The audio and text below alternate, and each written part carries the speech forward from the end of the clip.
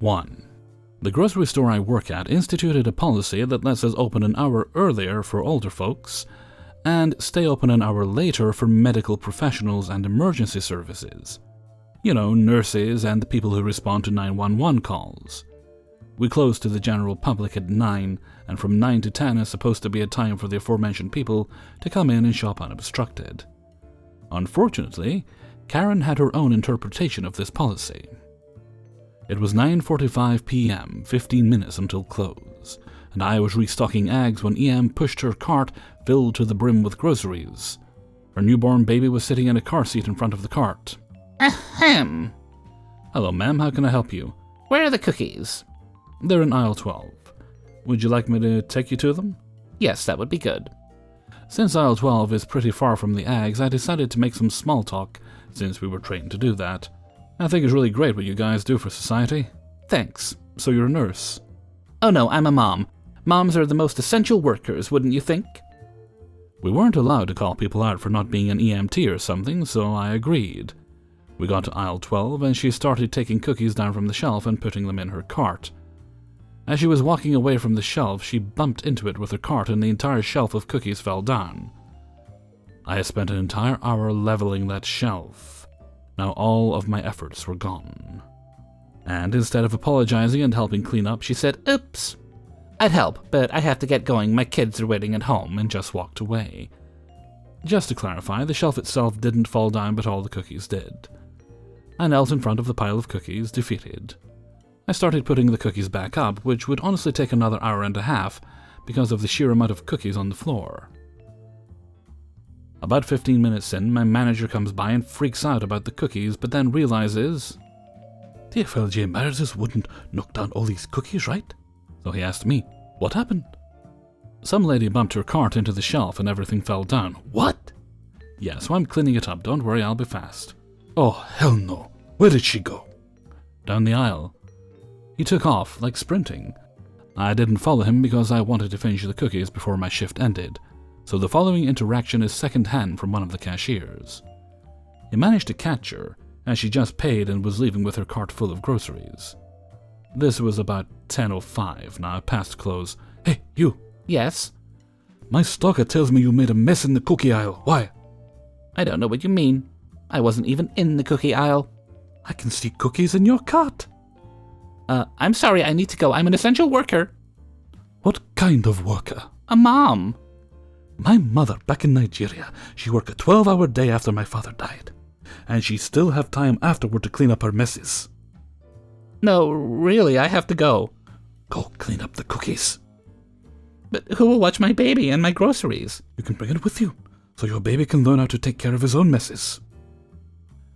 EM reluctantly goes with M and comes over to the cookie aisle where I'm still slaving away. TFLJ Meredith, get up. Okay. Now, clean up the mess, he says to the EM. It took her until about 10:45, but it would have been a lot longer if M hadn't felt sorry for her, and so he and I started helping her. At the end, she apologized to me and M, and she actually paid for some of the broken packages. We helped her take her groceries to her car, where she apologized profusely again. I'm happy there was actually a good ending to this, and Karen ended up learning a lesson and apologized. I just wish it was like this for every Karen. 2. I used to work in childcare for a while. I will probably never do it again because of reasons like this. However, my respect will always lie with childcare workers for this reason. Because mostly I get it. Kudos to childcare workers. This takes place a couple years ago, so details are fuzzy. Context. There are 5 rooms in the church nursery I used to work at. Very self-explanatory in my opinion. Room 1 was for the 1-year-olds, room 2 for the 2-year-olds, room 3 for the 3-year-olds, and as I called it, room .5 for the 3 to 11-month-olds. The 5th room was for moms who needed to privately breastfeed during church service and calm their little ones. I always thought it was a nice gesture. We usually had 2 people working in rooms .5, 1, 2, and 3. The church I worked in always had military families coming in and out, as we were in a town that was near a base. I worked strictly with the 1-year-olds and younger. Strictly, that's important. My boss, bless her soul, wanted to keep things consistent among the kids, so the more frequent kids and kids with mental disabilities wouldn't get confused. One baby I would work with had an attachment to me. She was adorable, and I didn't mind the attachment on a good Sunday or Wednesday, but most of the time it was busy, like this day this story took place. Cast is me, the OP, CA, Crazy Arslock, BS, Crazy Arslock's bad son. He really was a brat to work with from what I heard. Angel, baby who was attached to me. Italy, my partner in crime. I call her Italy because she always reminded me of Italy from Italia. Story. I was with Angel in room .5 while Italy was bringing in other babies. She came in with another and told me that someone wanted to see me. Now, the nursery had a wall-like structure as the entrance to block it off. I'm glad because it saved me. I take Angel with me and step out into the check-in area. May I help you? Are you OP? Yes. Good. Here's Brad's son. She pushes him through the gate and toward me. Ma'am, how old is he? He's 3. Then I can't watch him. I work with 3 to 11-month-olds. I don't care. Watch him. I can't do that. I don't work with 3-year-olds. What part of I don't care don't you understand? Well, I can just watch him! Angel jumps a little from her outburst and cries. Italy, can you take her? Okay. You know she'll cry. Yes, but it'll only be for a minute. I look CA in the eye. I don't work with 3-year-olds. I work with 3 to 11-month-olds. I can assure you that the workers in room 3 are absolutely astounding and would love to watch BS. Do they have good reviews? Good reviews. Are you deaf? I said, do they have good reviews?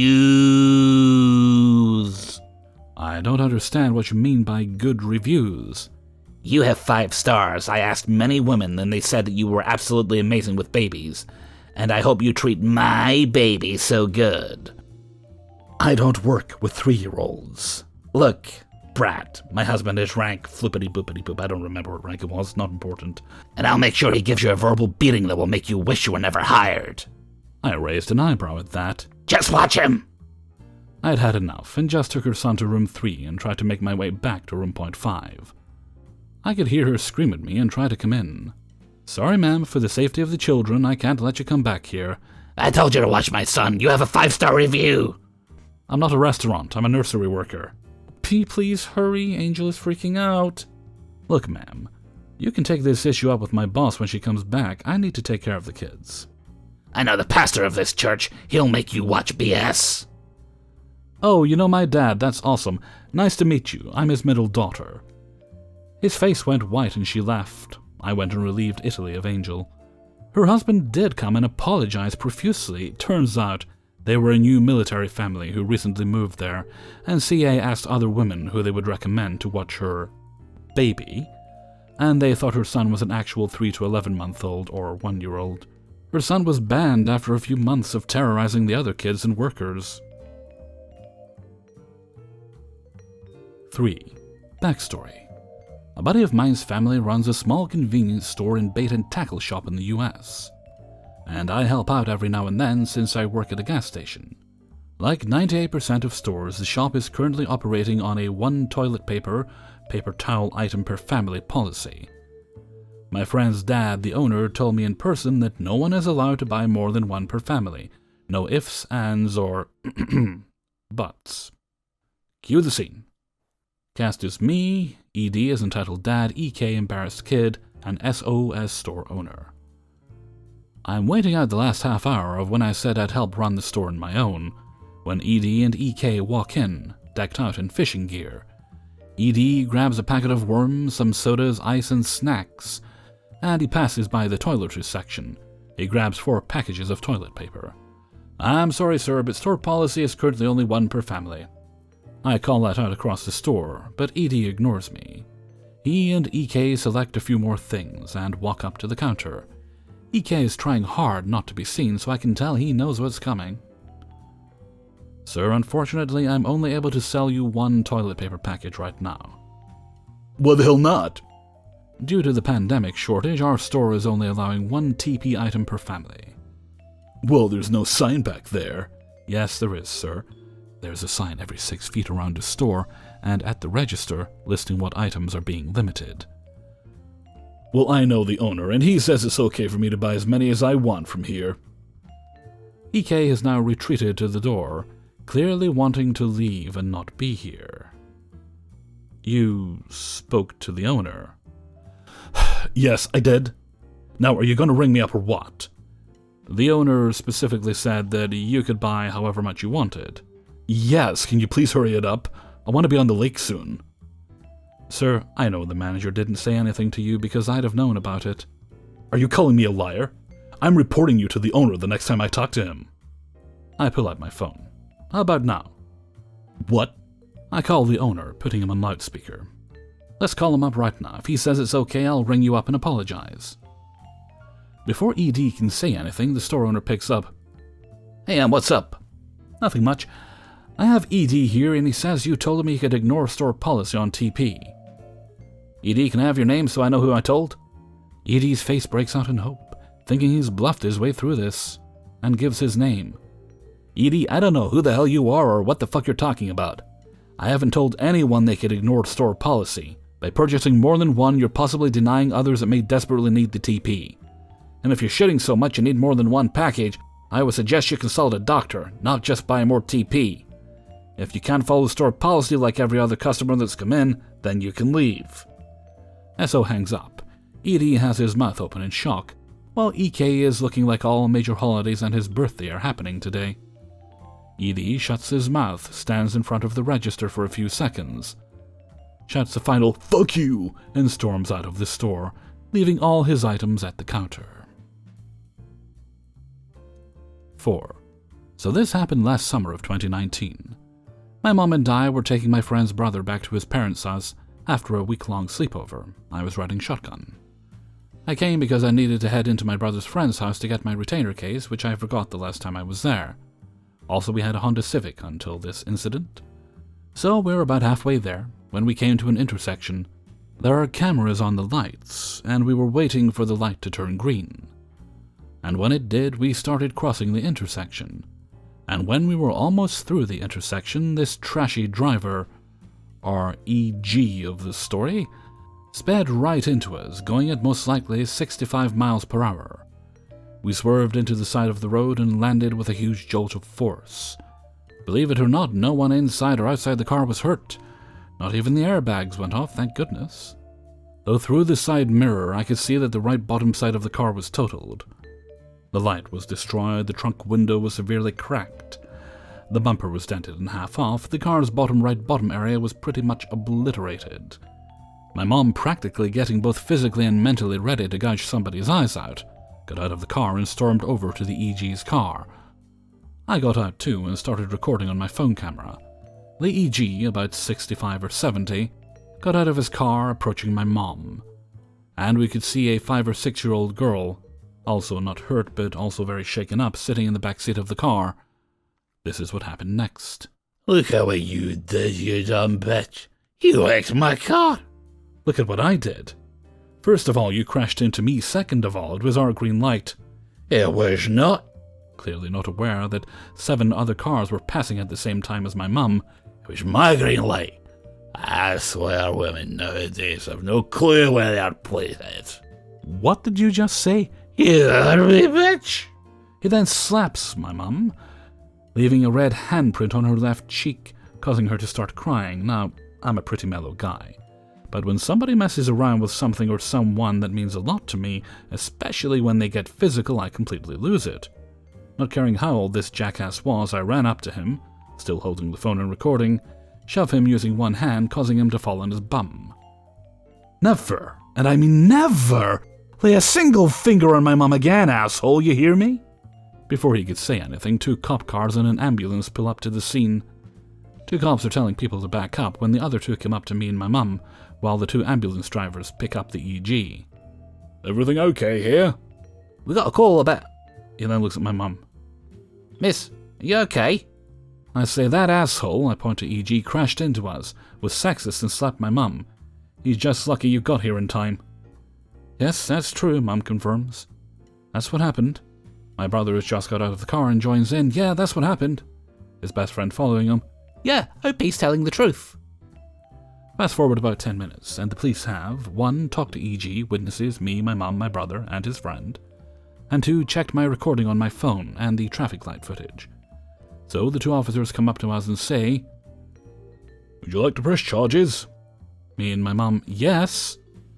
"E.G., you're under arrest for 4 counts of child endangerment, reckless driving, DUI, assault, lying to the police, drunk and disorderly conduct, and destruction of property." He then slaps cuffs on E.G. and reads him his rights and brings him to the squad car.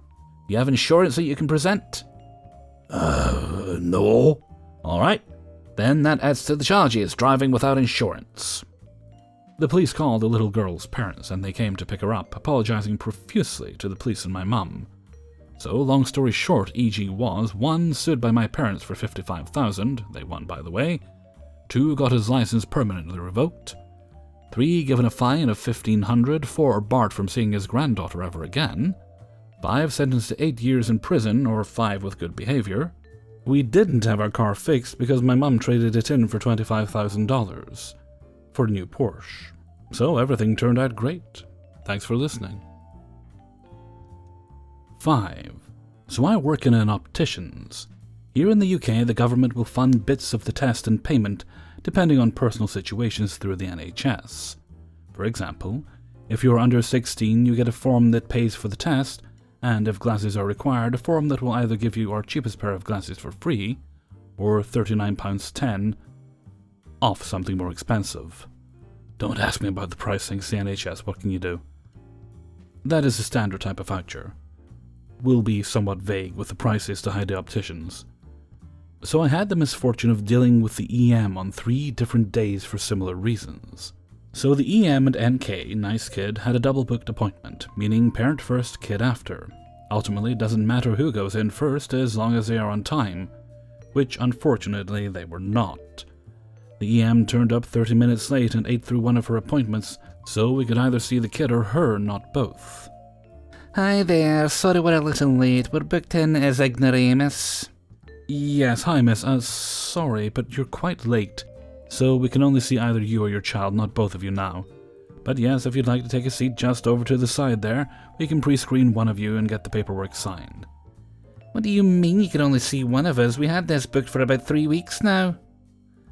Yes, I understand, but since you've missed 1 full appointment slot, you only have 1 left. At this point, I can see the person after the kid's appointment arrive, and a co-worker mark them in on the system. It's fine, you can still see both of us. They're both free tests too anyway, since NK is 11 and I have a voucher. It's not about the vouchers, miss. It wouldn't be right to push the whole clinic back by over 30 minutes. You wouldn't like it if you came here on time and we asked you to wait over 30 minutes after your appointment time, right? Fine, just take NK in then. Great, I thought. Got the NK in, pre-screened him, and ran the test on time. It turned out the NK needed glasses for a small prescription, and was issued a voucher for money off or a free cheap pair. It's important to note the terms of the voucher is explained by both the optician in the test room and us out on the shop floor just to be sure there are no misconceptions. NK is looking at the free pairs and sees one he likes. I do a semi-fit for him so it's sitting comfortably. So I can see if it will work for the patient in the long run and for the patient to see if it will dig in, have vision issues, etc. The EM is not giving a shit and just looking at the designer frames on the wall, and just has this sour look on her face. Look, Mum, I like this one, it feels comfy. EM at this point has found a 99% match from the designer section to the frame NK currently has on. No, hon, this one's much better, plus it's free. Here, put this one on and try it. EM aggressively snatches the frame off NK's head and tosses it into one of our dispensing tables. While this gets the attention of all my co-workers and myself, it's taboo to us to treat frames that badly. We hold our tempers and they allow me to go over to them to see where they're at with the choice. How's the search going? I picked up the tossed frame from the table. I saw NK quite like this one after I did some adjustments for him. He seemed to like it how... No, we like this one, don't we, honey? It's okay. I like the other one more. NK at that age clearly didn't give a crap about wearing designer glasses. He also didn't need them for anything other than concentration work. They wouldn't be a wear 100% of the time glasses. No, you. We will take these ones, she says, pointing at me. As she proceeds to shove them into my hands, Miss, these glasses are £110.90. What? You told me they'll be free. This is a joke. No, miss, the voucher that was issued will give NK either a free pair from our cheap selection, or £39.10 off more expensive ones. Both me and the Optom told you this. At this point, I'm not sure what she was thinking. The shop floor isn't that big. We have enough space for 6 or so dispensing desks, so anything that's said would be heard by all co-workers. We deliberately talk about prices on the floor just in case someone wants to claim they have a discount that was quoted, but not applied, etc. No, you didn't. You only told me they would be free. Miss, NK can get a free pair just from this section only. No, I want those ones for him. You need to give me them for free since that's what you said. Poor NK is going bright red at this point and wants to just not be there anymore. I'm also at a loss due to the circular conversation, so I flash my assistant manager a look of "help me," and she thankfully gets the message. She's an absolute boss and tells it like it is, and comes over mid-convo to assist. You will give us these ones for free. That is the least you need to do. Hello there, I couldn't help it over here. I am the AM. Can I help you with something? She turns her back to EM, gives me a wink and shoos me to the main desk, as I try to hold back a shit-eating grin. Yes, as I was saying to that rude employee over there. Points at me. He told me my NK gets free glasses and wouldn't give us these for free. Holds up the £150 a pair. Ah, yes, I heard the whole thing. Yes, I understand he showed you in NK the free section for the voucher, correct? No, he did not. He told me we get free glasses. Ah, yes, he did, but he showed you this section here. EM's getting flustered, being challenged even a small amount. Look, I want these ones for my NK. They should be free, so give them to me. At that point, AM lost her patience. Look around you. This room isn't particularly big, correct? We can hear anything that's said. My staff told you exactly what you're entitled to. He told you the section. He told you the price. And they're not free enough for you. Take the free pair if you don't want to pay. We will be happy to make them for NK. We will not, however, give you a free £150 pair just because you feel sour missing your own appointment. With that, I really had to bury my grin into my shoulder and look away. My other co-workers are all doing the same. The EM noticed all of us holding back laughter and feeling out of options. You will not get our business. Come on, NK. And she stomped out, dragging NK behind her, leaving the voucher on the desk. The voucher is issued to the patient and is basically money in any opticians. We all take them. The contract with the NHS actually loses us money on the free pairs. We saved money by her storming off. AM came back, winked at me again, and went back to work. I'd like to say that was the last time I saw EM, but I do have a few more stories with her, unfortunately. But it was just so satisfying actually hearing someone say, "What? Are they not free enough?" Hey everybody, Hellfreezer here, and thank you very much for listening to the Impractical Proudness of Parents. iPop number 40.